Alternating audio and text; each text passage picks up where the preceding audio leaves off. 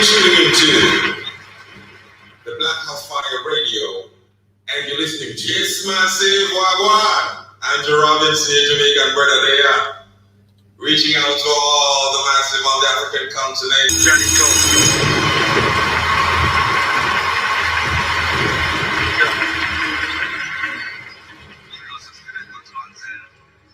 Yeah, never been easy to do this.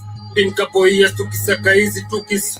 Whether the storm alafu focus on the finish. Na mafala wanashindwa ati mbona sishtuki. Funny niko jiji but the farm never sees me. Baraka vile nimepata brothers kwa mziki. Nothing in this life can compare to the music. Mradi ile kufanya vitu futuristic. Niaje nyi mnashindwa niko wera bila reason. Nyi mnadhani mimi na roga ndio nipate recognition. Wakinisaka niko wera incognito. Chini rada sipatikani Snapchat ama TikTok. Basically kuwa mafutani shinda Bitcoin. Skuzi hadi picha na lipisha bei ya crypto. Uwasidongi kama kongo siyo beneficial. Heri ni nyamaze design ya Jose Mourinho. Miezi kama 6 wanashindwa niko wapi. Wananitegea Insta nikule wanjapi. Dripu wanga safi hadi marashi. Still na maintain social distance na warazi. Wasoro wako busy analyzing. Wanashindwa mimi nataka sifa ama ganji. Isipojipa leo tunajaribu siku next. Na kasi important isipoli kuma test. Tanya wanipate mimi na changamkia michongo. Kipata changu siache kufurahi. Ona sasa wewe nanifungulia milango. Life inataka upambane kishujaa. Wale after prayers ninafuatilia mipango. Cause I got my eyes on the prize. Na lazima zi nice nikifikia malengo. Self discipline nazidi push, I'm never giving in. Season ya maupishi kama liha abi season in. Napambana daily reason being. Staki waje wanicheke. Cause I'm on a mission G. Natia fata kabla ntoke mtaa. Wangani wengi mola niepushe na mabalaa. Wanasugwa benchi na kinukisha kila mtaa. Na mwanda seva flani kama wezi mkinai. Wakorata wele kula koto blocks on fire. Nimekaza kama bot mekuja na blast. Agadi hati na bandu shara tumodeka. Siyo tabia tu mabrother na chenjagi bad. Wow, na wanangu mpaka Shanzu, Kibera mpaka Lamu, Koshela, Roysambu na Bangu, Ngombeni kwa Tela. Watamu tumtwapa kwa braza dekela. Wanishtikeni bado niko njaya. Tanya wanipati wina changamkia michongo. Changu siachi kufuraha. Fungulia milango lakini atakapambana kishujaa.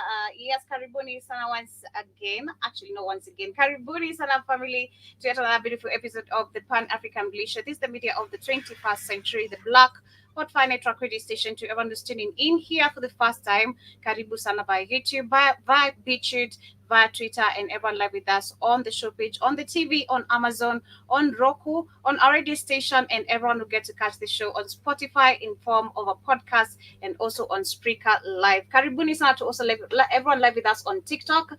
Shout out to everyone. My phone is kind of turned, so I can't big up to all of you. But in case you have anything to say, pin the comments, and of course I'll be able to read them through my screen. Karibuni sana once again. My name is Joby. I hope you guys are doing amazing. Hope October is driving you amazing. It's the 3rd day of October, and for me, so far so good. I can't literally complain. Grateful for health, grateful for everything that I have, grateful for peace, grateful for happiness, grateful for my mental peace actually, because I believe one thing that's where most of the people lose it is when you don't have actually the mental peace that you require to have. So personally, I'm grateful to be in this space where I have mental peace. I am personally happy. I'm grateful. I'm full of gratitude for everything I've achieved and what I'm yet to achieve and what I'm literally focusing on. Karibuni sana once again. And of course, I hope you get to enjoy today's show, where today we shall not be actually going political. We shall try just a little bit, due to the fact that we're going to history, try a little bit, see how, not going so deep, because yesterday our channel was taken down when we were live on the Africa Today show. We went so deep on details, and we are looking forward to actually keep this channel going. The other one has been taken down due to Maria and Setu. Big up to them. They're doing really, really amazing. Shout out to them for bringing amazing conversation and, of course, amazing educative history and topics to our amazing host. But yes, I shall try as much as I can not to go super deep politically, but we shall be going to the kingdoms of Africa before and after colonization, and we shall be checking the 7 most influential empires, African empires that we had back then. We had the kingdom of Kush, we had the land of Punt, we had the Carthage, yeah, if I'm pronouncing that correctly. We had the kingdom of Aksum, if I'm pronouncing that correctly as well. We had the Mali Empire, we had the Songhai Empire, and so much as we get to continue with that article. We shall be reading the Great Zimbabwe, and also get to see the 3 monarchies that are left right now. Because we've seen so many articles politically coming out, been exposing actually how so many people who are actually surrounded by these kingdoms, like in Uganda, Lesotho, Ghana, which are still remaining, the people are suffering because the the the the the, the kings are leading literally not the way back then how our ancestors or our kingdom actually used to run. So we shall be going back to actually history as we look at the 7 most influential empires, how they used to work,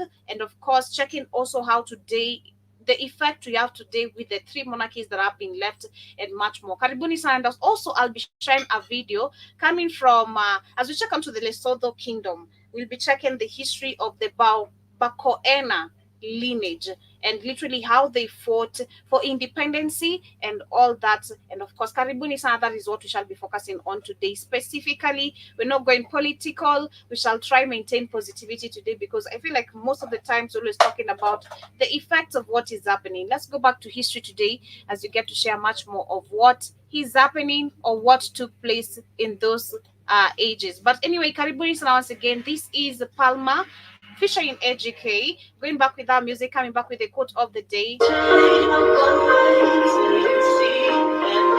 Yeah, this is a new EP actually that was released. I don't know if it's an EP or an album, I'm not sure. Baby girl, you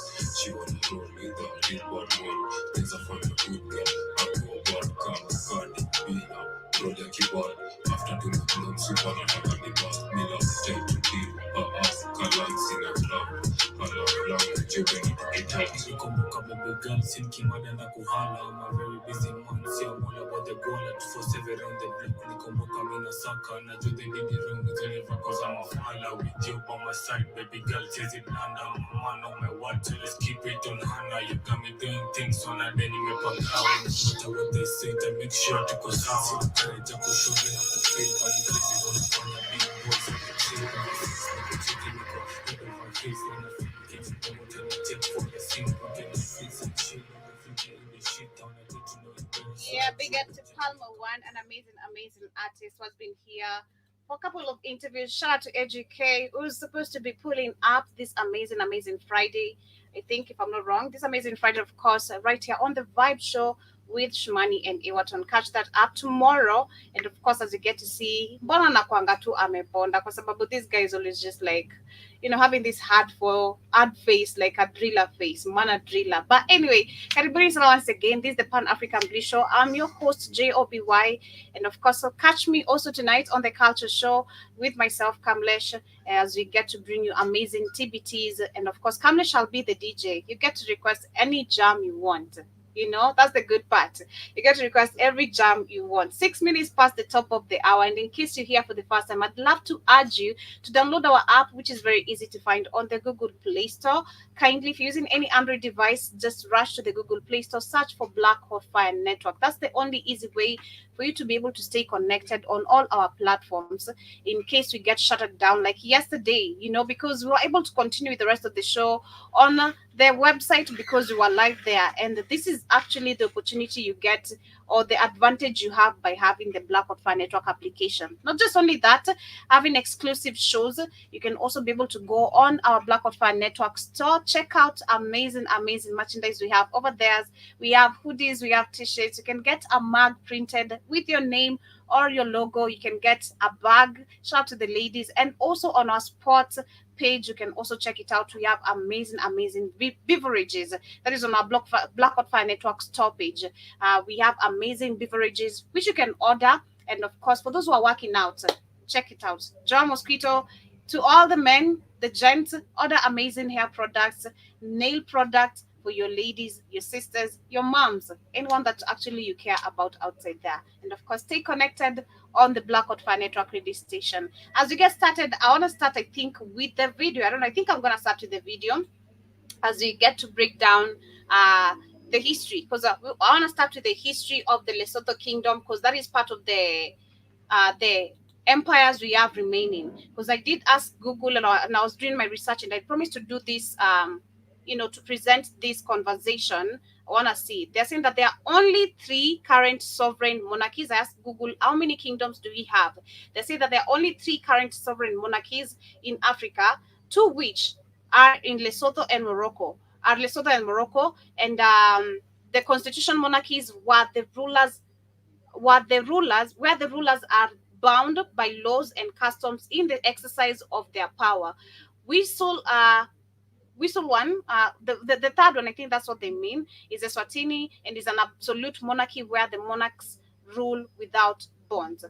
So we shall be going back, checking that on, because again, I'll say we've checked the news that has been popping about how these kingdoms that are currently still alive today, how they have been operating. Their people are complaining because the kind of sovereignty they're talking about here is never serving the people. So I want to start with the video itself. We check on the Lesotho Kingdom, which is part of one of the monarchies we have. And then we're going to go back as I read the article of the 7 influential African empires that we do have. But before that, I promised to give you a quote of the day. And my quote of today says, when you begin to elevate yourself, all the pieces of your life seems to start to fall into place. Personally, I've learned and I'm learning again, and I'll keep on saying to just allow things to happen, allow myself to be super happy in every single way, even when I'm sick, I'm going to try as much as I can to smile. I'm allowing things to actually work according to how life is. You can't control everything as much as we human beings we want to, and elevating yourself is by number 1, taking care of yourself mentally, ensuring that you're trying to be staying positive energy as much as you can, trying to be positive as much as you can. I'm not saying there are no bad days, there's bad days, but try as much as you can to stay elevated. And that starts with the mentality. It comes to your productivity, you've been productive, and then to even financial now gain and all that. Everything starts aligning. But anyway, karibuni sana once again. We got to Mr. Black Hot Fire, shout to Abdul in the building, and everyone who's there. Let me just start with the video very quickly as we get started, and everyone who's joining also via YouTube. Karibuni sana to today's conversation. Let me start with the video itself as you get to break down all these conversations.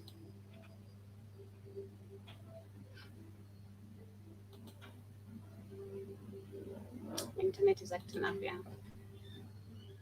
The visionary architect behind the Basotho legacy, a leader who shaped the course of Lesotho history. His reign and resilience, fighting in the Free State Basotho Wars, which can be divided into 3 wars from 1858 to 1868, from the Bakwena lineage to the Kingdom of Lesotho.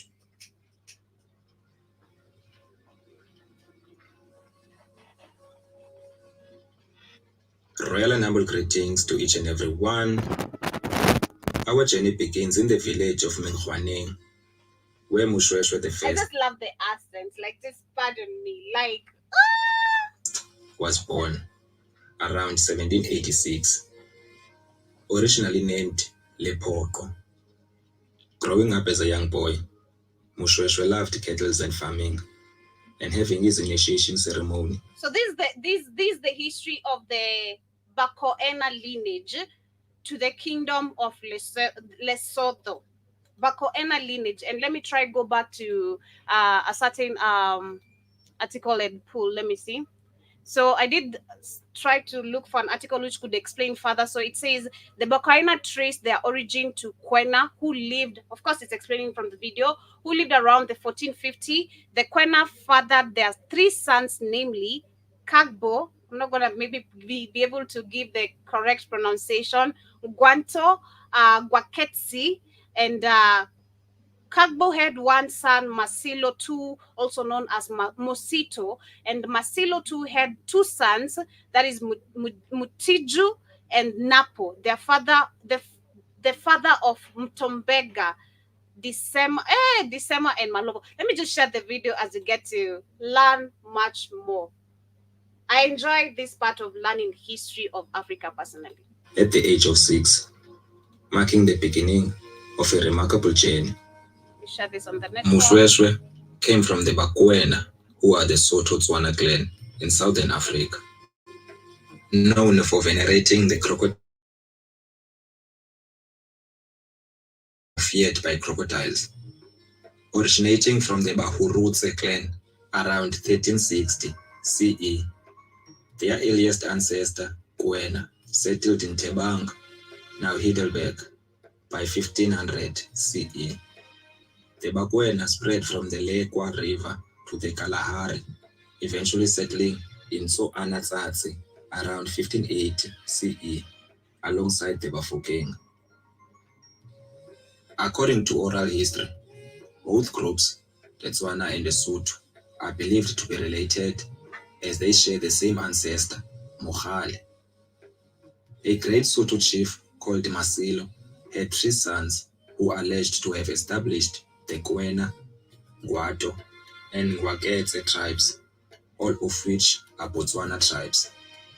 But in some writings, we will find that it shows that Kwena was the father of Ngwato and Ngwaketse, and the Tlokwa people were established by Sekonyela, son of Mantatis.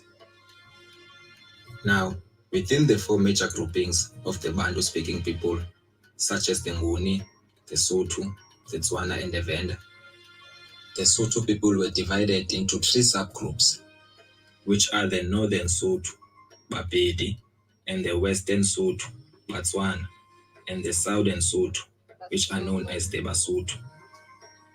Now, the word Sotho has different theories, some saying it means the dark brown ones. Another popular term was Abashuntu, a word used by Amaswazi referring to Bapedi.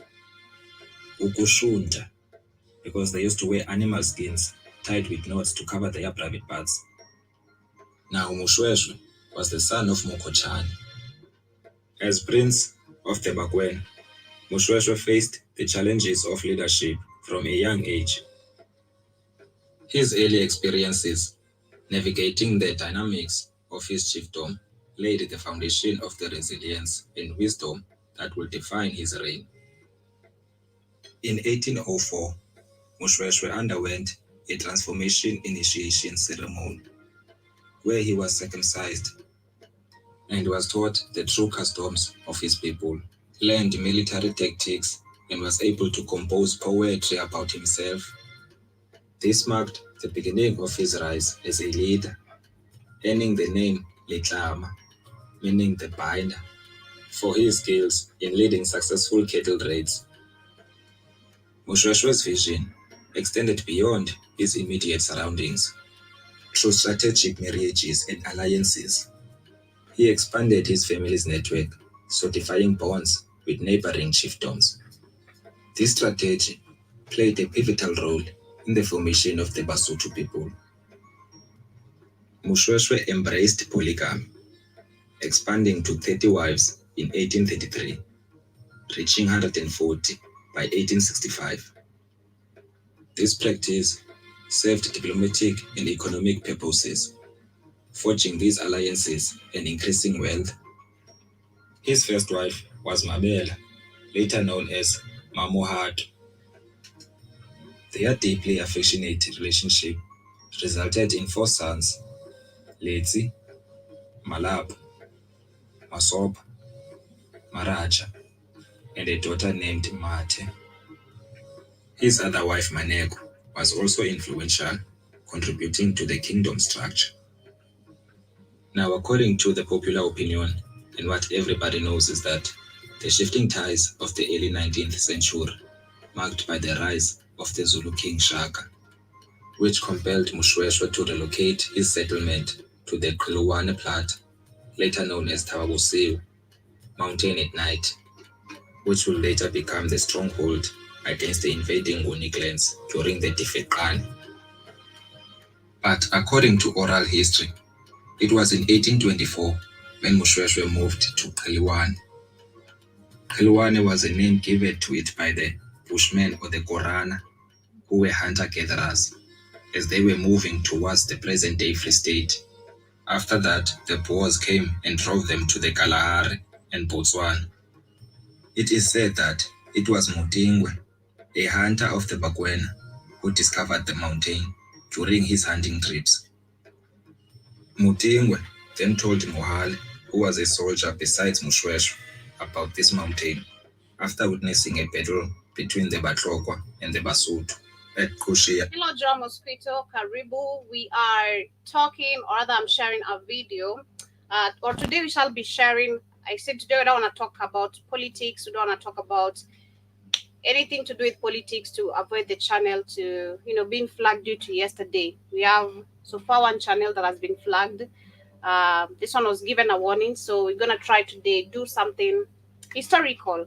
So I did promise to bring a show of the kingdoms to everyone who's also tuning in, maybe on BitChute, who's wondering on the show page on the radio what is going on. We're sharing about the kingdoms of Africa before and after colonization. The video I'm sharing right now is a video explaining the lineage of the Bakoena lineage, who lead to the kingdom of the Lesotho, which is still existing today. But if we try now, I'll go back again, read an article as you get to see the 7 influential African empires that we had, which we know Mali Empire is there, the Great Zimbabwe, and much more as we get to talk about that. So we'll see the 3 monarchies that are left today, which of course, majority of the people are complaining. The people living around these kingdoms, they have not benefited from the leaders who are actually leading with so much, I'd say, westernization. It did take over a long time ago, the kingdoms we have. We don't see the engagement of the community. We don't see the engagement of the people. Even politically, we can see actually it's very practical, even politically. We're supposed to be very involved in everything that happens in our country, but deals have been signed, airports have been taken away. 30 years to come, we're going to be dependent on people who actually still colonized us, and actually even, it's crazy. But yeah, so welcome, John Mosquito. That is what basically I'm sharing this video. It's explaining the Bakoena lineage. It's quite kind of deep. I wish I could I was trying to find the articles. I prefer kind of reading than listening. For me, reading makes me much more, makes me understand much more. Not like I'm not a good listener, but I feel like reading would have given much more of the details, trying to understand all this. But the guy broke it down also well. Where the Basotho were being overpowered, Moshoeshoe decided to leave Butabote and go to Thaba, a journey that took him about 9 days, traveling with women and cattle. So when Shaka Zulu was conquering other clans, Moshoeshoe is one of the kings that survived Shaka's raid. It is said that when Shaka sent his army, Moshoeshoe managed to negotiate with them and offered them cattle and crops. In the 1820s, after facing challenges from the Quran, Moshoeshoe demonstrated his strategic abilities by accumulating horses and guns. becoming a affordable leader, also building a wall around Thaba to prevent trespassing. In February 1858, tension rose in the Orange Free State as both the Karibu sana, Mr. Blackwood Farm. It's not this sound. It sounds like you got an echo or something going on. Where? On the radio or where? On StreamYard, like you gotta use a different kind of microphone or something. Oh yeah, it sounds like your mic is not hooked up or something. Anyway, I see you talking about. I see you talking about. Everybody's talking about the survival of Shaka Zulu. Mm-hmm. Shaka was almost like the emperor of China. He said, "You niggas all gonna be united under me. Mm-hmm. Not gonna be all these goofy tribes. Not gonna be all these goofy tribes and shit. You're gonna be united under me, under my rule. Y'all gonna be one people." But Shaka died before he could unite everybody. He went crazy. The white man, you guys know, the white man showed up and all shit went to hell. 'Cause I heard they said those guys were getting away from the white people. They called the Boers. When the Dutch show up in South Africa and started taking over Southern Africa, you got Botswana. So I see the people of Lesotho. Like I told you, Africa had no borders. They started up in Botswana because there was no border between what you call the southern parts of Africa and Botswana. That was just Africa, southern parts of Africa, or southern parts of Equivalent. So those guys started from Botswana and ended all the way in the southeastern side of what we call South Africa today. They kept moving and moving and moving until they created their own kingdom in what they call Lesotho. But I don't know if Lesotho is trying to knock over the kingdom. Like, are you confusing Lesotho kingdom, Joby, with Eswatini kingdom? I know the Eswatinis are trying to get rid of it. I don't know about Lesotho. Is Lesotho trying to get rid of the king too? I'm not really sure about that unless I check. But all I know is that I was saying, if you try look at that was Eswatini you were talking about, which used to be called Swaziland. They trying to get rid of their king. I don't know about Lesotho.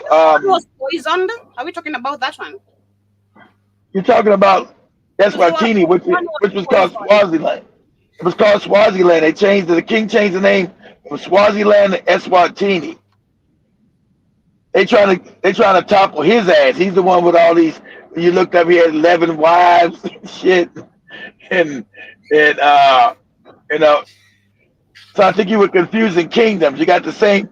They're both in Southern Africa, and South Africa surrounds both those kingdoms. One is called Lesotho, and the other is called now Eswatini, or used to be called Swaziland. Those were the kingdoms that survived Shaka's. I don't know how they survived these. Those are the kingdoms that are actually in Zulu territory that survived Shaka conquering all the Negroes around there. Said, all you motherfucking tribes are gone. Y'all Zulu now. So those are the two kingdoms I know that survived. I don't know how they survived. I guess we're learning it now. The Eswatini main opposition party, who was in critical condition but stable after allegedly being poisoned in what was an exactly. That's Eswatini. See, I think you were confusing Eswatini with Lesotho. I don't know how if their king is still loved or not, or if the people try to overthrow him or not. I don't know. I'm learning, Mosquito. What the heck, dude? What are you talking about? What did he say? He said everybody knows who Shaka Zulu is. I agree with that. He says that the Zulu culture is fascinating. He also says Joby doesn't know anything about her beloved South Africa. That's why I went there. This is something I didn't know the Bakoena. Are you even hearing the names they are mentioning here? Bakoena. The names are so deep, you know. This is no history that we have in schools. Of course not. And not even knowing that. The funny part about it, from Lesotho and Swaziland, or Eswatini, they come from the Mount Kenya region. Mm-hmm. The Bantus, literally. All those are Bantus. Yeah, they're all Bantu people. The Zulus are Bantu, the Swazi people, the Soto, the Bantus, of course. Yes. Continue sharing this. Was and the Basotho claimed the same territory. President Jacobus Nicholas Boshoff declared war on the Basotho in March 1858 after discussions with Mushweshwe failed. The Basotho, strong opponents, defended their mountain stronghold, White Tababoseu, people. resulting in significant losses for the Boers. This conflict, also So known as the First Basotho War, the Boers are the white people, Joe. The Boers are the white Dutch who were invading Africa at the time. So the Boers would take. Cause I wonder how the Boers didn't let those people have their kingdom. So they must have been defeating the white man, like they said. The Boers were losing. Go ahead. the War of Senegal, led to destruction of mission stations by the Boers, who blamed them for educating and empowering the Basotho. As the Orange Free State forces weakened, Boshoff sought to make truce with Mushweshwe, and an agreement was reached on 1st June 1858, suspending military operations on both sides. Mushweshwe wisely accepted mediation, understanding the importance of avoiding unnecessary enemies, despite him having an advantage. After the First Basotho War, uneasy peace followed. Johannes Brand, the new Orange Free State president, negotiated with Mushweshwe, but the unclear frontier led to renewed hostilities. President Brand believed in using military superiority, while Mushweshwe sought British protection from Commissioner Sir Philip in 1861. Despite reaffirming the Warden Line, which was named after Major Warden, the Warden Line was due to border disputes between the Basotho and the British, eventually proclaiming the Warden Line. The line divided territory between British territory and the Basotho territory under Mushweshwe. Attacks continued, leading to the Second Basotho War in 1865, known as the Security War. Yeah, the white man is always going to continue to war on you because these treaties they make are bullshit. Because the idea is to wipe you out and steal all your land. No treaty. White man has never did any treaty in history of America where he's been. Sign these fake treaties. That's to get you complacent. Think he's not warned on, then he comes back and tries to wipe your ass out. He's never had any treaty that he's ever fucking honored. Not one in history. Because the idea is not to have any kind of peace with you. It's to steal what's yours or subjugate you. That's their history. And so, and most African people are loving, okay, the white man stole a lot of land, but he wants to be peaceful now. We'll try to work peace. That's to get you complacent so he can come back and wipe your black ass out and steal the rest of your shit. That's who they are. President Brand appointed Johan Fig to lead the Free State Army, seizing cattle and destroying crops. Of course, seizing cattle, destroying crops, yeah, starve you out. In 1866, due to food exhaustion. After a short truce, Mushweshwe sought British protection again. You see that? You hear that? You hear that? What he said? A short truce. Yes, short. White man will make you believe, okay, let's stop, because maybe you killed a bunch of these crackers. He's got to regroup, go back to England and get some more crackers to get of age to fight. It'll be a short truce, but I told you, he's coming back to see you. He wants all of it. Go ahead, Joe. Government delayed land allocation, leading to border disputes. The murder of two whites in Lady Brand in 1867 intensified conflicts, with Mushweshwe disputing the agreed frontier line of 1866. In July 1867, the third conflict between the Orange Free State and the Basotho unfolded. War forces successfully seized Mushweshwe's territory, with Tababoseu remaining unconquered. Struggling, Mushweshwe sought British aid, leading to the annexation of the Basotho land as a British protectorate. You hear what he said? They were annexing his land. The white people were stealing all his shit. That's how they stole Africa. It was annexing shit, taking shit.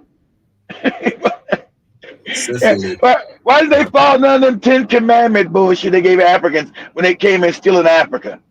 Thou shalt not steal, thou shalt not kill. They gave Africans that goofy shit, but they never practiced it. Go ahead, Joe, what you say? Follow my commandments, but I'm doing it. Exactly. our government negotiated with Mushweshwe, secured the recognition of Basotho as British subjects. The British Parliament formalized this on the 12th of March, 1868. Faced with potential trouble with the British Empire, the Orange Free State halted the war. The Convention of Arua North in February 1869 delineated the boundaries of the modern Lesotho, meaning it outlined in detail, conceding the conquered territory of the Orange Free State. This agreement, relocating the boundary south to Langenberg, marked the end of armed conflicts between the Free State and the Basotho. King So pause that. You see, I want you to know how these languages come from Swahili. They call white people Mbunzuntu, which sounds close to Mzungu, as the Kenyans call. Watch just how these languages all evolved from a lot of Swahili. That's why I can talk to Rumizai. Go ahead, Joby. That's what I was saying with Kamlesh yesterday. Personally, when I listen to Amapiano, I can connect some words because yeah, very easily translatable. Like you can hear the Swahili in it. It's exactly. You can hear the origin, yes, Joe, because it changes over time and distance.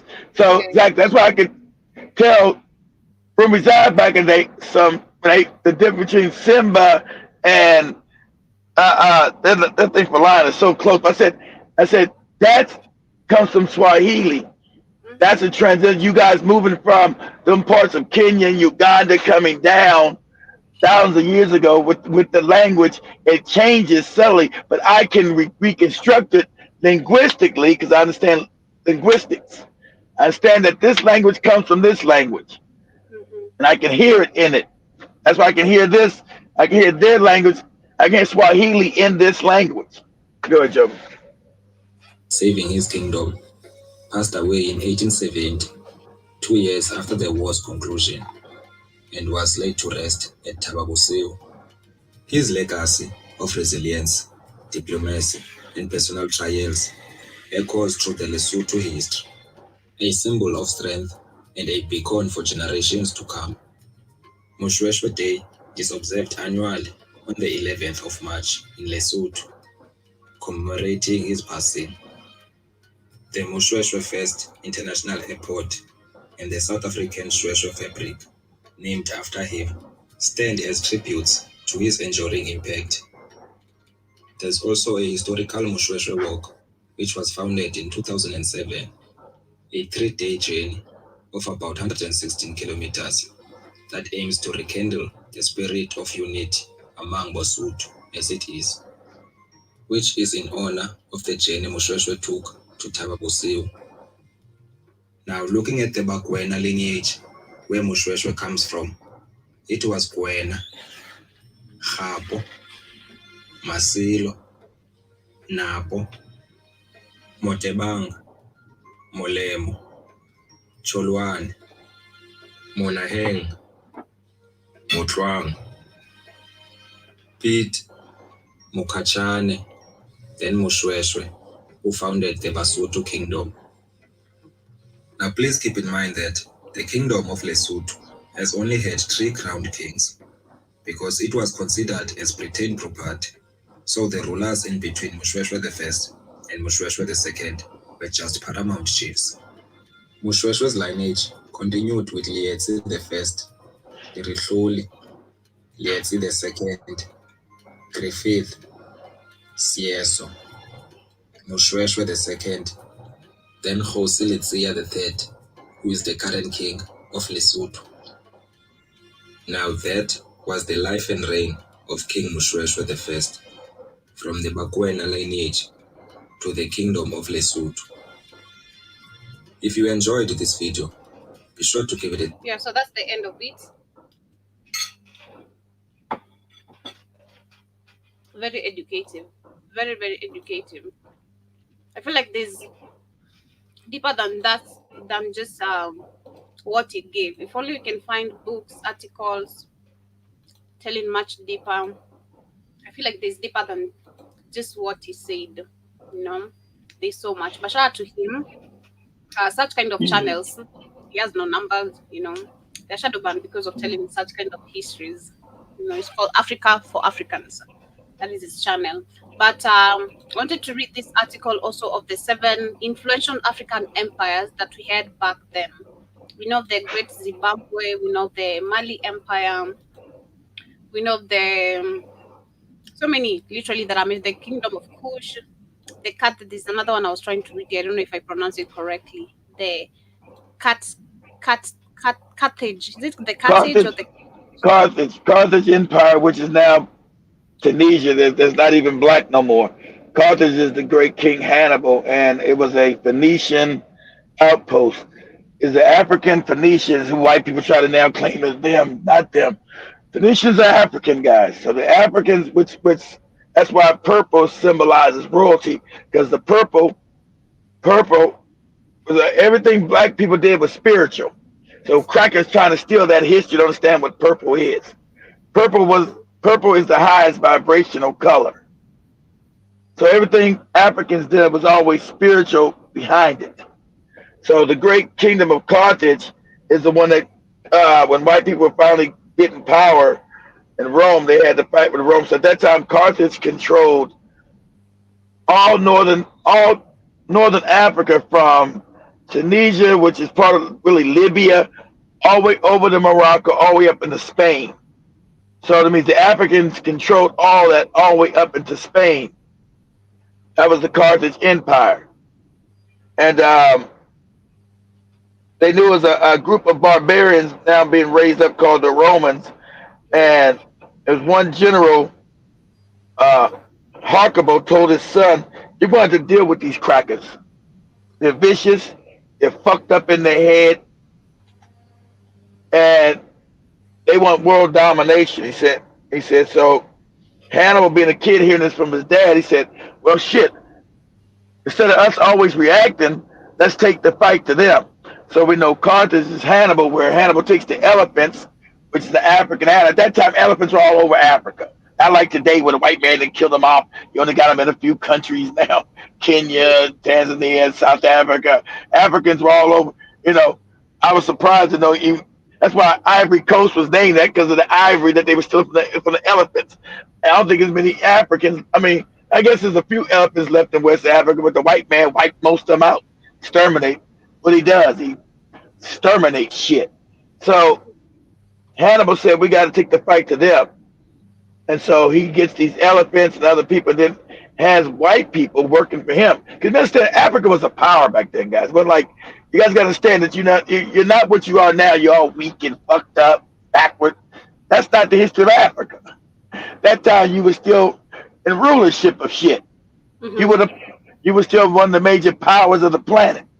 You were losing power at the time. You were going under, but you still was a major power.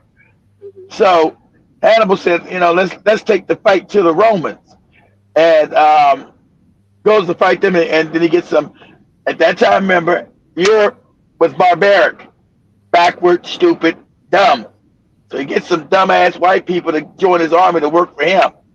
He said, you goofy crackers, you're going to work under me. You understand that? Or I'm going to murder your ass.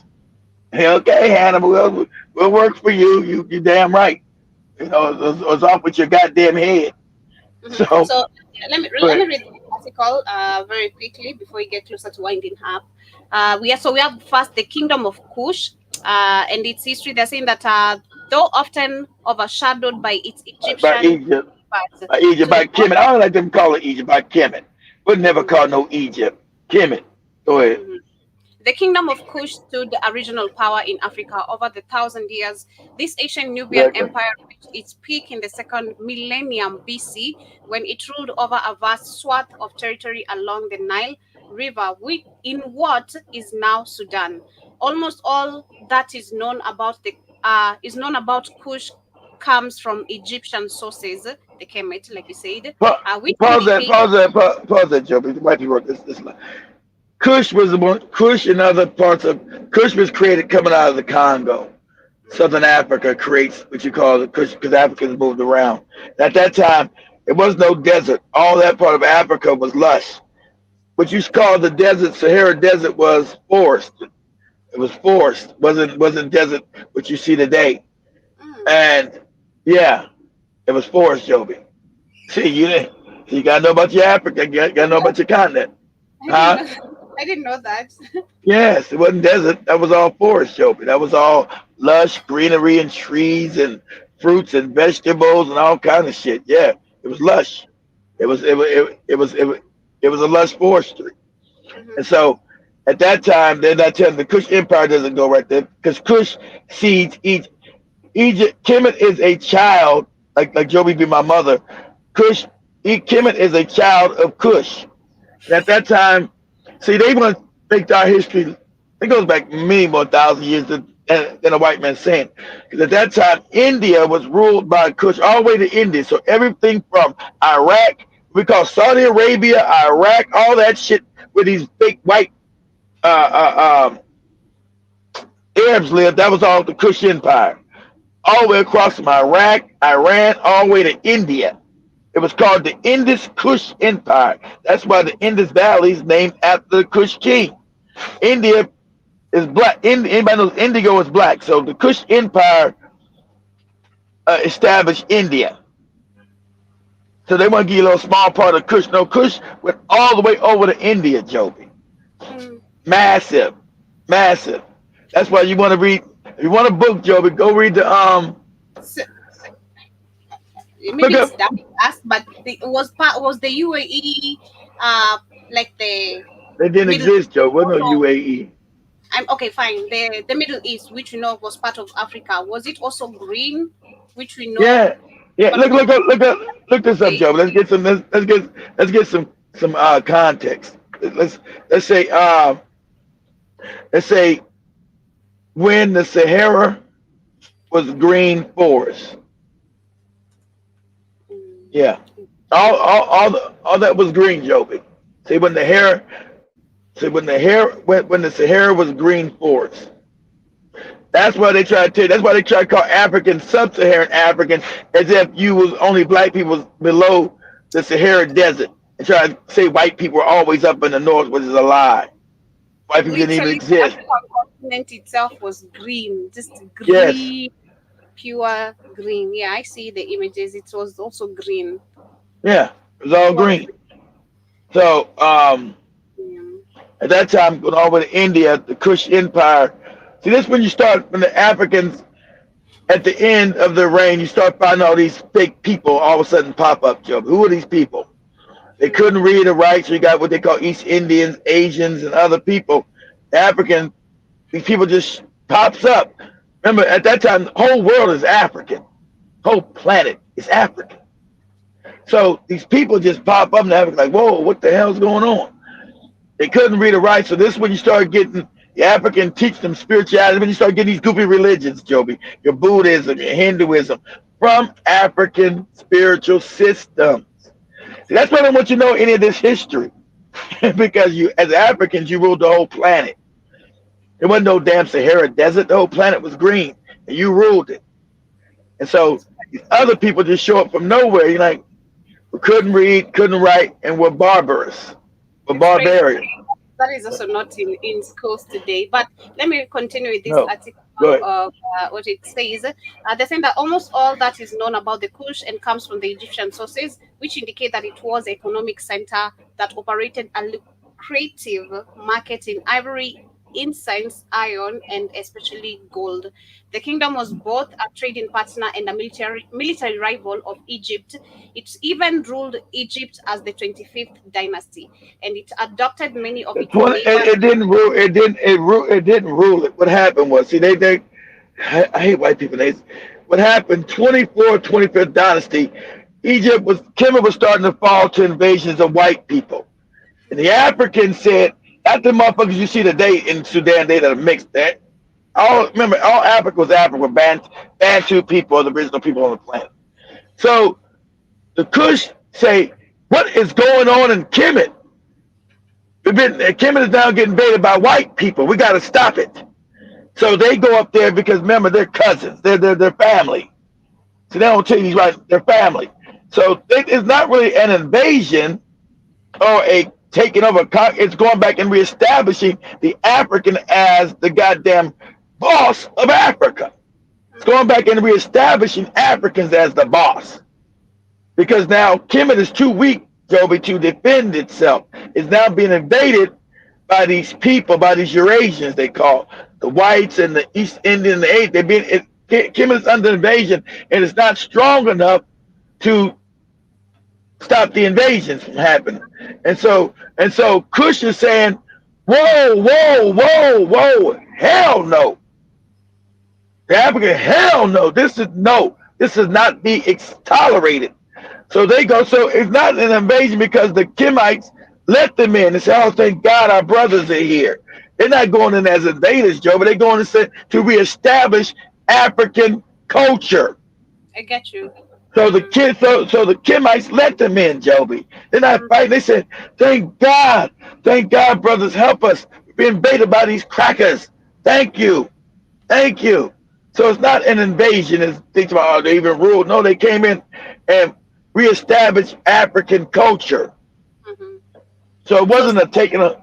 It's like me being your brother and you being invaded by crackers taking your house. And I come and help you defend your house, Joe. You said, "Oh, thank you, Keith." So I'll give you back your kingdom, give you back your culture. Yeah, you should. Because you wasn't strong enough. That is not invasion. That is you being helped. Exactly. That's what it was. Exactly. That's why they don't want to tell you that the Kemites celebrate the Kush because they're cousins. It's the same culture, Joby. Like I told you, they won't tell you they wasn't right. It's the same culture. So they invited them and said, "Thank you, brothers. Thank you." So they allowed them to come in and take over because they weren't strong enough to defend themselves against the invading forces. Mm-hmm. Secondly, then eventually Kush got weaker too and couldn't stop it either. Kush eventually got too weak to stop it as well. So go ahead, Joby. Yeah. So secondly, we also have the land of Punt, if I'm pronouncing it correctly. Punt would be down by Somalia and Kenya. Mm-hmm.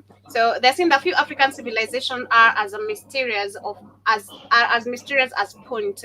Historical accounts of the kingdom date to around 2500 BC, when it appears in Egyptian records as a land of the gods, rich in ebony, gold, myrrh, and exotic animals such as apes and leopards.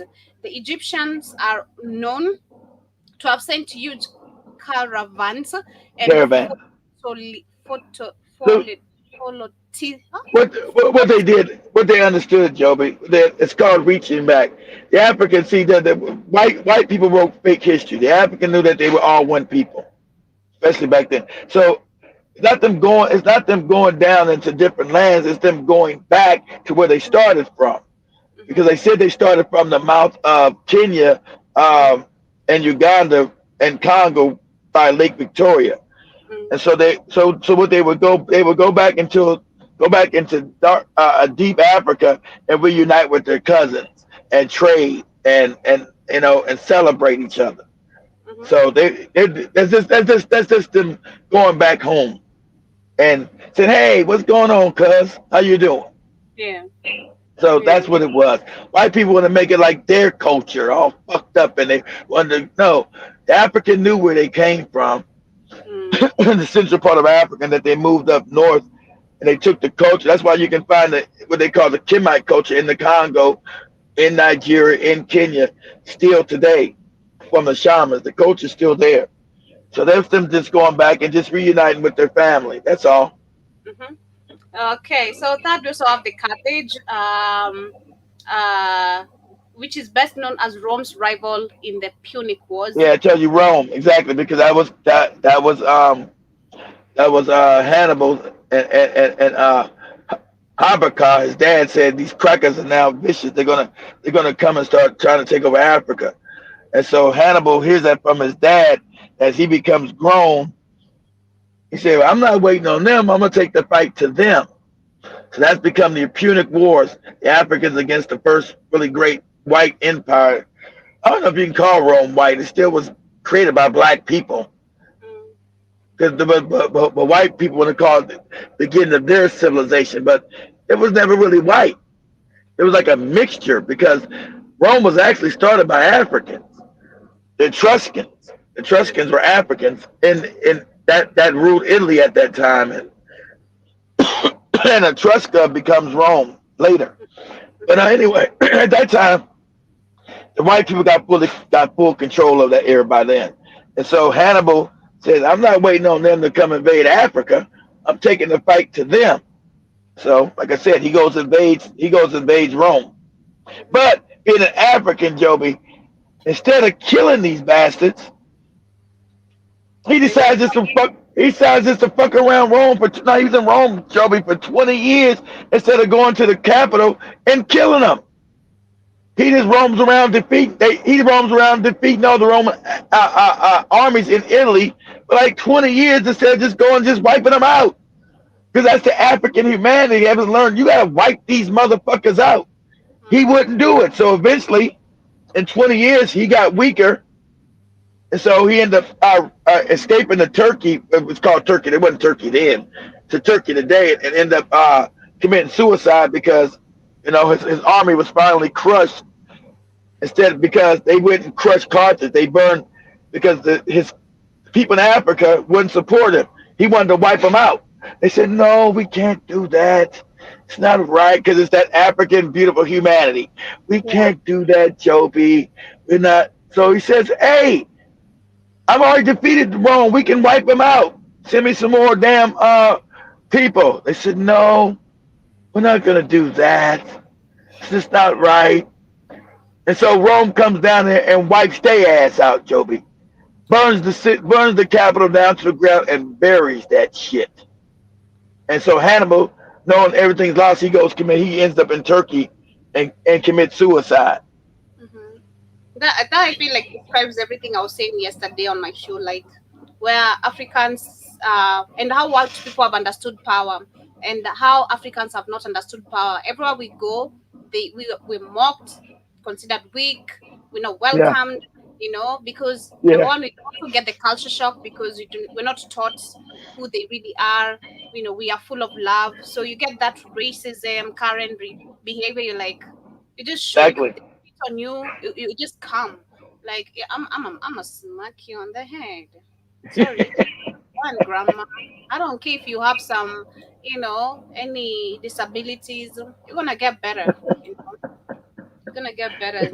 That's in heaven. Well, it's taken an African a long time to learn that these people are not like you. I would say your ancestors did know. The Comedians did know. They called them vicious. Called them they're quarrelsome. They're vicious. They're savage.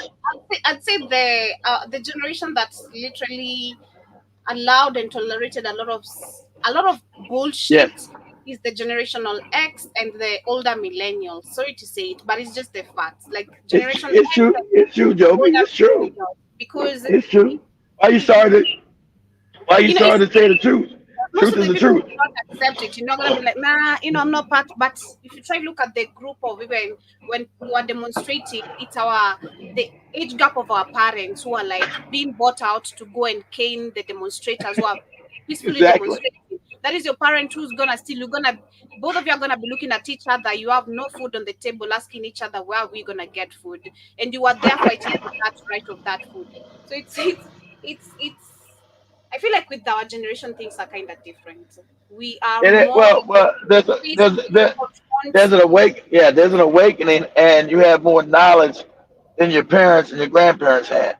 Yeah, because I feel I don't know, it's different. It's totally different. But yeah, the Carthage is saying that it's the best known as ancient Rome rival. In the Punic Wars, the Carthage was a North African commercial hub that flourished for over 500 years.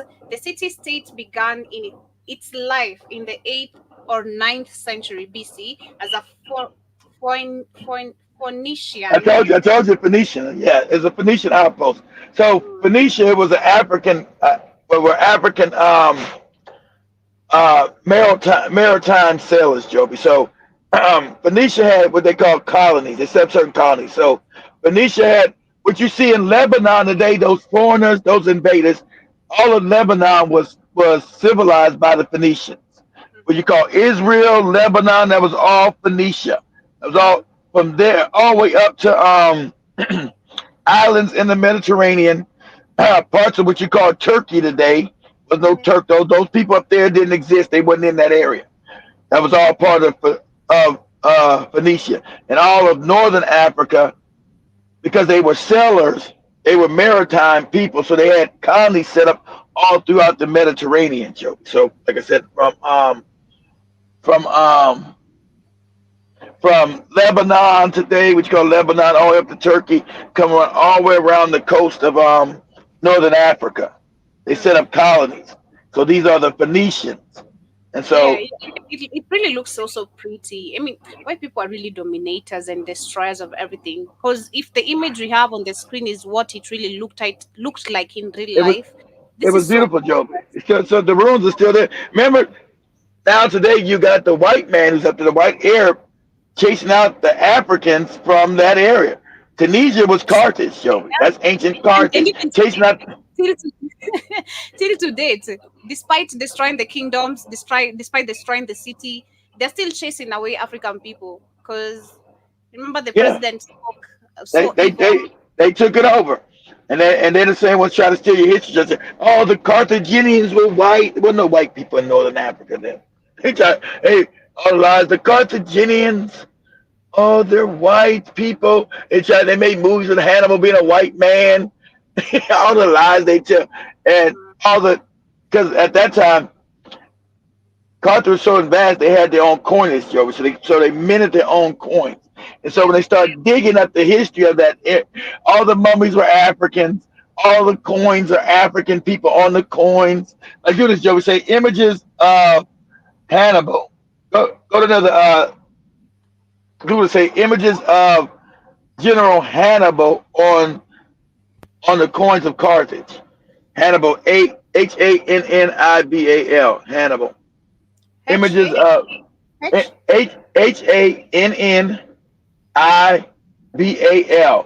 Images of Hannibal on coins. So now you got fake but we can carbon date them. We know the African one is the original one.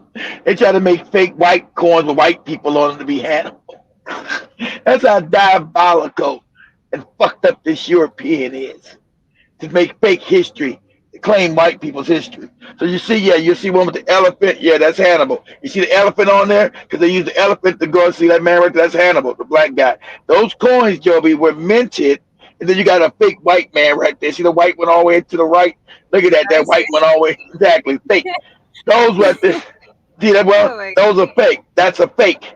The one with the black guy is the original one right there. Yeah, the one with the black face are the original ones. You gotta get out of it. Those are the fake ones they made to try to take your history. Yeah, that's how the African. So that's how diabolical white people are. They try to take your history. But the coins with the African, yeah, that's the original Hannibal and the elephant. That can be carbon dated back to that time period because that's the real ones, not the fake ones the white man made up to steal your history. Say that they're you. These people are so white people. I just met the butcher guy, the white butcher guy. In the morning, I'd gone to get some yams. I wanted yams for breakfast. So when I was going back to the house, he stood to just look at me, and I because I was on a phone call, I didn't even bother. And I'm like, man, Parker, if something just dare you talk to me, today is your day. Today is your day. You're gonna know wrath. Because I mean, look at how they have destroyed the history. We had everything running accordingly. Everything we had it our own way. We had our own currency. We had everything. But right now everything is just messed up. Of course. So you discover history and you look at where we are today, and it's actually really mind blowing. And you'd question, how did we get here? Exactly, and that's why you're not taught on this, so you won't question it, because then you'll want your shit back. Exactly. Your question. Exactly. Because from the video I've just shared, you can see they came by just dominating. They didn't stop fighting. Coming with small promises. Finding ways how they can deal with malaria and all that. They never stopped. They found No. ways of literally taking over, and that's why they settled so easy on South Africa. I mean, I was looking at Yeah. Lesotho on another video, and that's a place where people actually, it's full of snow. It's snowing. The white people are the ones enjoying that place, but it's also Yeah. one among the They poor. that yeah, it's for that's why they wanted the I told you because they they wanted that they wanted that land because it suited them because of the temperature. They love that temperature. Yeah, makes sense actually. Because after I saw that, I'm like, wow, this makes sense. Why people love South Africa? Because there's this snowing, they're just skating and all that. They seasons to skate. Black people even barely know how to even hold us, even how much a skater is. Like, goddamn.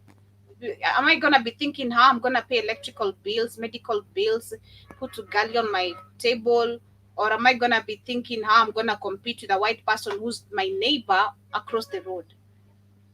Such a mockery, you know. It's the biggest mockery I've really seen.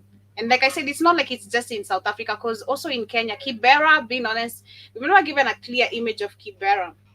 We need to get like clear footage of just Kibera, because you see, the estate is just there, and the government built estates are there.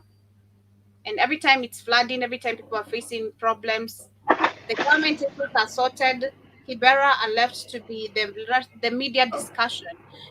It's crazy. But I see John Mosquito on YouTube, Jumbo, again to YouTube. He says, Joby, can you tell by they can tell by your energy, you know who you are. So I think so. I said so, yeah. I think I said that. I said I feel like they know who to talk to. I feel like Of the energy course. else. I did say that because I'm like, man, my energy, if it's not gonna tell you not to literally not talk to me, something must be wrong with me, and something must be wrong with you. Because I did say that to myself actually when I was walking, because I saw him turn literally, because you can tell the body motion of someone when they stand, they were minding their business, then they stand, starting looking at you. And I'm like, I can see you. I can see you. Let know something dare you talk to me. Because I'm not ready. Exactly. I'm with it. I'm so ready. And I'm not also with it. Don't dare talk to me. So I do agree with you, Jerome. I've said that before personally. Like, I feel like They do, they there's do the know the weak energy. presentation. I feel like there's the weak presentation of also our women. When you're acting when you're looking at them smiling, you want to show the teeth. I've seen them Exactly. your hair. Exactly. They know exactly. They know that energy. They know. They know exactly what you said, Joe. They know. They know if you're all admired as a white man. They know if you got the white man worship thing going on. Exactly. Exactly. I'm not gonna be flipping my hair, trying to fix my. Nah, I just want. I woke up. I had my pajamas on. What's up? What's up? They Don't go. try me. They go. They say. Don't. So he also asked that so they won't attack you. They'll manipulate other Africans who are ignorant against you. I agree with you. Because after that, True. that was actually on I think last week. The day was looking so good. Oh my god. On Saturday. It was on Saturday. I was looking so good. My pictures are even on Instagram. The dressing that I had. And Watch then out. You were there was this looking so good. So white guy. somebody's not humble. I was looking so good. All right, go ahead. I mean, it's not like so. I was trying to get, I think, lunch, or yeah, because I was going to get, I think, beef, because wanted to cook lunch here, made more char. I want to get beef. So on my way, there's this white guy driving, and then there's this black melanin lady like me, right? Oh my god, I got the worst eye of the day, and I felt it. Like, you ever felt the energy of Of hey, course. Everything's energy, Jody. I'm like, hey, yo. Because I even say, why are you looking at me like that? Why? Because I really felt like she attacked me with her eyes. I'm like, honey, you have a 60, 90-year-old cracker driving you. Please don't threaten. You shouldn't. I'm less of a threat to you. You know, you have him on the car. I'm walking. Come on, you guys are driving. I'm walking. I'm you shouldn't feel like I'm a threat to you. It's crazy. So I do agree with you. You said I saw lions on the snow in South Africa. It's crazy. Wow. It's another country, I tell you. It's Africa. Africa has mild. Africa has certain weather patterns. So South Africa is mild, like Kenya. Kenya's Yeah. mild, so it's not hot like like a Ghana or Nigeria or Tanzania. It has mild places, parts of it too. So that's why the white man wanted those. Like in Namibia, South Africa, Kenya, they really wanted that shit because they wanted to live there because it's mild. It's not hot as hell. They can't take all that heat. Like shit. Especially when they had no air conditioner. When the air conditioner wasn't invented. Oh god damn! I can't take this shit. Mm-hmm. So, But as we wind up, we also have the Aksum Kingdom, which I'm not going to read the article. We had the Mali Empire. We also had the Songhai Empire. And last but not least, we also had the Great Zimbabwe Empire. So it's amazing to see. And if only this was introduced to school, man, this is going to give, especially the men, oh you my get your God, this should confidence. You get your confidence back. it should give confidence, pride, growing up as an African, wearing your crown, understanding the kind of lineage you come from, what they did, the capability, Exactly. your That's why. ability to That's why it's continue. taken. That's why it's taken away from you, Joby. That's why you're not taught it. Because you're. That's why to make sure that's not taught. I'm, I'm so glad personally, after this, like despite everything I've really gone through, I told myself something, because most of the African people, the way we're taught, or even most of the African households, right? You're expected to turn Mhm. out like your mother or your father. You know, they're a doctor or they're an engineer. So you either have to follow the same lineage. I give you an example, Kid. You are a perfect example. Your dad wanted you to become a lawyer, because he was a lawyer. Most of our parents expect No, us. he never wanted me to become a lawyer, Joby. I thought that no. He had no expectations for me. Oh, That was my choice. I said, well, he's a lawyer. Let me see if I like it too. No, oh, he all never had right, yeah. There was never any expectation, any pressure put on me to be what all he right. was. Sorry That for was my misquoting. choice. Yeah. No, that can be that's not a misquote. You just didn't know. So when I went to school, I said, well, maybe I'll be a lawyer too. And I just thought the law was so corrupt. Everybody, I'm gonna get paid just to lie. Because there's never no the system under white supremacy. There's no justice. There's never no real justice. And so me being in school, I just like it. Kind of like it disheartened me, but it disheartened me, and also it disgusted me. I said, can I spend my whole life in a system where there's really no justice? I'm making money, so my soul was just not. I couldn't do nothing that my soul didn't agree with. Yeah, you're Yes, not okay with that. so that's why Yeah, but everybody got mad. Everybody got what I'm mad when I saying went in. Huh? what I'm saying is that in most of the African households, or communities, cultures, you're expected to turn maybe what your father expects you to. We keep on discussing about this. Like most of the Yeah, people in careers, because they're in careers where they're unhappy because parents had expectations and all that. It's you can, but that's why it's wrong. You don't live and that's because you're in the European system now. You don't live vicariously through your children. The Africans always knew that you were returning ancestors. We always knew there was reincarnation. And they knew that you came back here to fulfill whatever you decided to fulfill. Not what I decided to fulfill for you. You decided, but through poverty and colonization, everybody's living hand to mouth. And now they want something for you. If their life didn't turn out good, I need you to get this job so you can come back and help the village and help us and send money back to me.